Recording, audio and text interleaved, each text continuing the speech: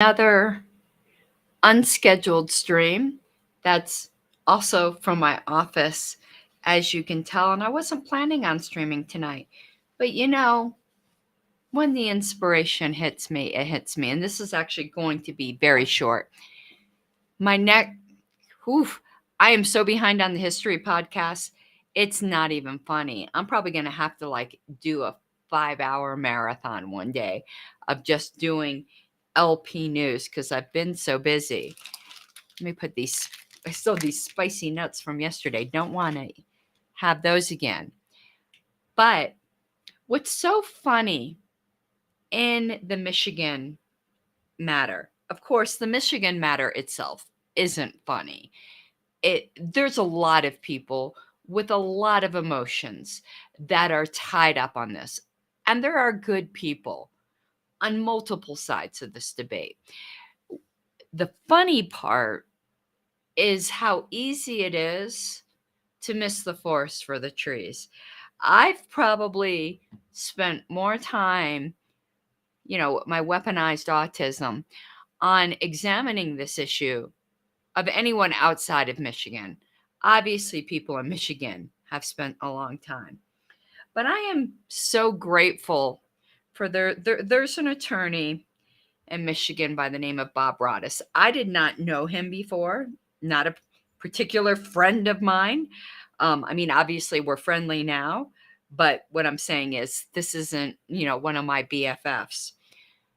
And boy, he spits truth.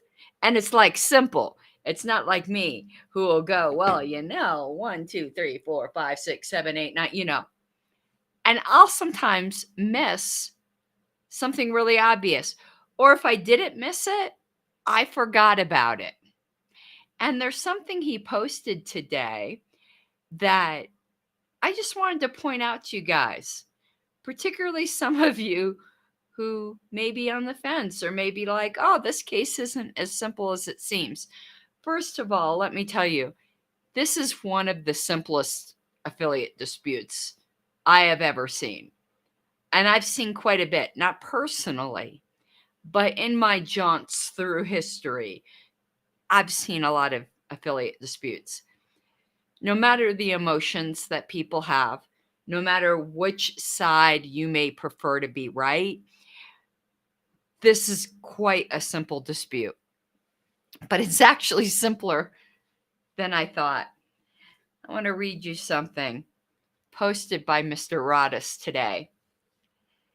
And for those of you who haven't been following along, just one tiny bit of background. You have these two boards that are both claiming to be the legitimate Libertarian Party of Michigan Executive Committee. They're Inc. They're incorporated. The party isn't incorporated. Their board, their executive board is incorporated, which is actually a real clever idea. And if you're going to get incorporated, it's probably the way to do it. I think most parties have done this wrong. I'm trying to find. Give me 1 second here. Okay, here we go. This is from Bob Roddus. Now, the Libertarian Party of Michigan Executive Committee, Inc., has articles of incorporation and has bylaws. Now, I'm not sure which document this is from. I think it's from the bylaws. It might be from the articles of incorporation. It might be from the corporate bylaws or the corporate articles of incorporation. I don't know which one. We can look it up. It's on LPedia, but it doesn't really matter. What matters is what I'm going to read. Article 1. The name of the corporation is the Libertarian Party of Michigan Executive Committee, Inc. Simple enough. Article 2. And this is all I need to do is read this and it's argument over, which is so funny. So Article 2. The purpose or purposes for which the corporation, meaning the Libertarian Party of Michigan Executive Committee, Inc., is organized are A, to serve as the governing body and operational arm of the Libertarian Party of Michigan. Okay, simple enough, but it doesn't stop there. It goes on to define what it means by the Libertarian Party of Michigan. And like, you can't make this up. Like, I couldn't have made this more explicit if I tried. The political party designated by the Libertarian National Committee as the affiliate of the Libertarian Party in the state of Michigan. It doesn't even say as the affiliate, as the official affiliate. I mean, it lays it out as the affiliate, the political party designated by the Libertarian Party National Committee, or the Libertarian National Committee, as the affiliate. Guess who's the political party designated by the Libertarian National Committee as the affiliate? The one that's chaired by Andrew Chatterton. Mike Salaba, by his own governing documents, no tricks, of the entity he is claiming to chair, by definition, can't be, because he is not chairing the political party designated by the Libertarian National Committee as the affiliate. The Libertarian National Committee sent him a cease and desist letter. Well, actually sent it to his predecessor, Joe Berngart, to stop saying that you were the chair of the affiliate designated by the Libertarian National Committee, because you weren't. By his very own corporate bylaws, he cannot be the chair of that corporation. For you persons in Michigan who are listening, I understand there are strong emotions. The minute this gets read in court, you are going to be laughed out of court, because whether or not you agree with your judicial committee, whether or not you like the LNC, whether or not you think the LNC made a good decision, your corporate bylaws gave the LNC that authority. It doesn't have footnotes that say only if we like their decision. Your own document said, who determines this? The Libertarian National Committee does. Let's look up something here. If there's any question in your mind as to who the Libertarian National Committee thinks is its affiliate. Hold on one second. I might have to wait one moment. Nope, I don't, because I have to sign back in. Give me 1 second. I've got too many Google accounts, and I was trying to upload a real large file, and it signed me out of all my accounts, but I can sign back into my secretary account right now.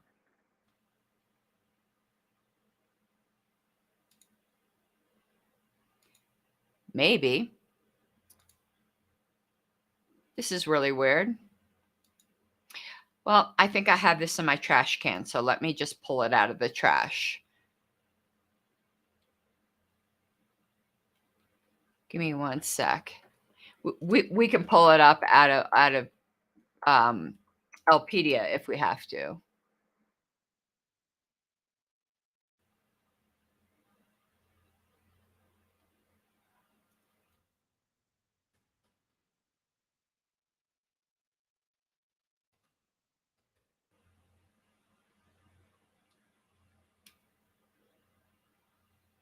Here we go. Put back.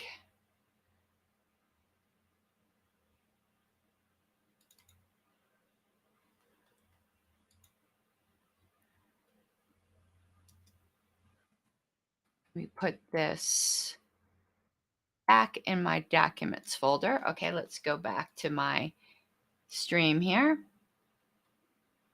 Okay, 1 second. Let's pull this letter back up. See if I can share the screen. If not, I'll read it to you. Share screen.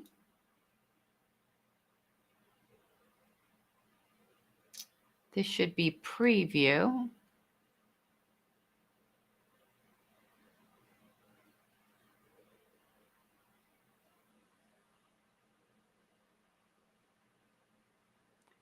Doesn't want to share preview.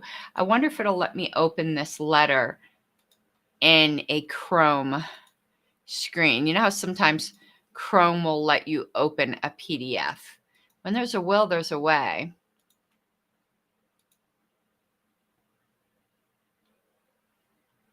It will. Okay, so I think I'm going to be able to show this to you. So remember, their articles of incorporation said that it's whoever is identified by the LNC. So let's look at this letter. Mr. Joe Brungart, the National Libertarian Party, has a vested interest in protecting its rights and the rights of its affiliate parties, including the Libertarian Party of Michigan. It has come to our attention that you are holding yourself out to the public and members of the LPM as the chair of the Libertarian Party of Michigan. This is patently false. The presently recognized chair of the Michigan affiliate is Andrew Chatterton and his legitimately elected successors, so on and so forth. Go down here. Absent a decision from the LNC or the National Judicial Committee to the contrary, National Platform Committee appointments and national delegate entitlements along with ballot access remain with the party, presently chaired by Mr. Chatterton and his legitimately elected successors. So, honestly, I'm not a judge, quite obviously. But I do think if this ever went to state court, those two documents alone would be enough for a motion for summary judgment because there are no disputed issues of fact. If you don't know what a summary judgment is, in a case where there are only disputed application of the law, that there aren't any disputed key facts. And what are the facts in this case? Which entity is the Libertarian Party of Michigan Executive Committee, Inc., the governing board of? It is the governing board, per its own corporate bylaws, plain language, of the affiliate recognized by the LNC. Who does the LNC recognize? The one chaired by Chatterton. There are no disputed key issues of fact. It then just becomes an application of the law, and the law is not on your side. Not with these facts. What's that thing when you have what's that saying? Y'all will help you. When you have the facts on your side, speak loudly. When you don't, pound the podium. But anyway, thank you, Mr. Rodis. I overly complicate things. Those two things are really all that are needed. I've got about 50 other things I could talk about, as I obviously have for like the hours and hours I've done on this. But that settles the question. It really does.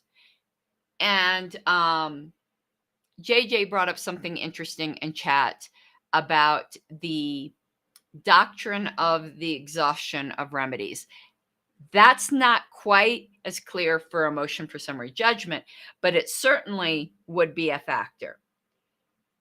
And your own corporate bylaws make that really, really clear.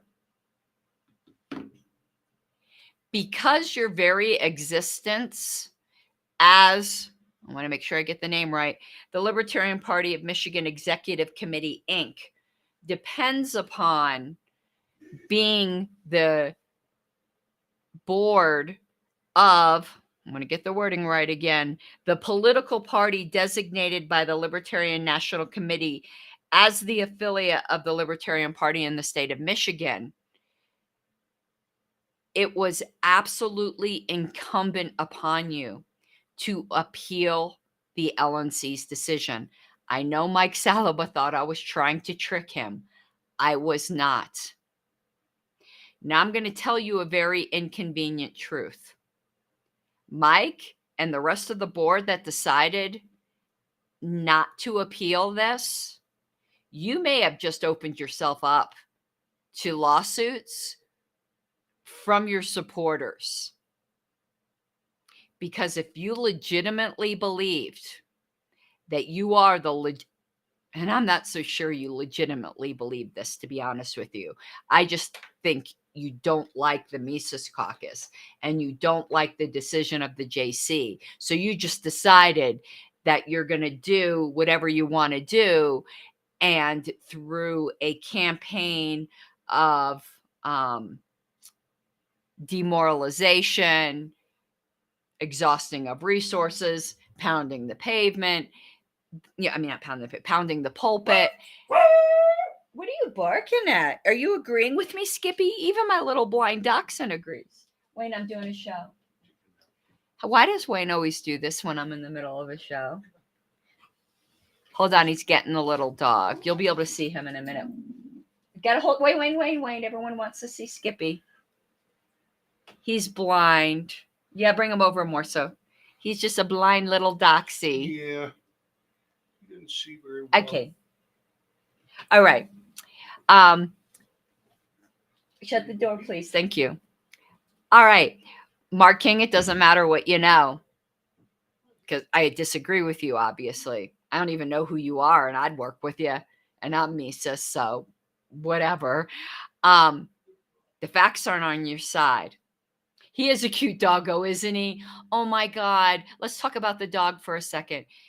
He's a rescue. We were told he was 6 years old when we got him. He wasn't 6 years old. He probably was more like 11. He's about 14 probably now. He can't hear. He can't see. But boy, can he still eat. My last rescue dachshund lived, we're not exactly sure because we weren't sure how old she was when we got her, but she lived to be between the ages of 22 and 24. Dachshunds live a long time. Hopefully he will have a very long life, but he's degenerating a lot quicker than Lucy, who was my other dachshund, did. Lucy was hearty and hale till she was at least 20. He started to go downhill pretty fast. Anyway, so the board, the Salaba board, if you really believed you were the legitimate board, you failed to protect the rights of your members, because the only way that you have legitimacy is by designation by the LNC. The LNC recognizes the other board. There was at least a way to change that. And that was by appealing to the National Judicial Committee. That deadline passed. I told you about 10 times, and I wasn't trying to trick you. You should have appealed. That window's gone. You can't get that back. You might have another avenue of appeal through petition signatures. I'm not so sure the JC will take a case for that. I think I have a good chance that they'll say the deadline for that expired March 18th. I'll tell you that just as a member, I'll argue that you should still have a right to appeal. I believe people should have rights to appeal, but there's a really good bylaws case to be made that window was over. So anyway, thank you, Mr. Rodis. And I hope the rest of you, well, not just the rest of you, everyone in chat, no one excluded, has a good night. I did want to point that out to you. And I'm going to hope tomorrow, if my voice is up to it and I have time, that we're going to talk about what's going on in Texas. Texas has nothing to do with the affiliate.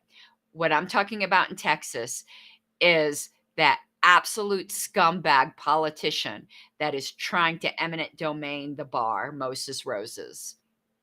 I meant to talk about this last week. I didn't have a voice. I hope to go through some of the facts tomorrow.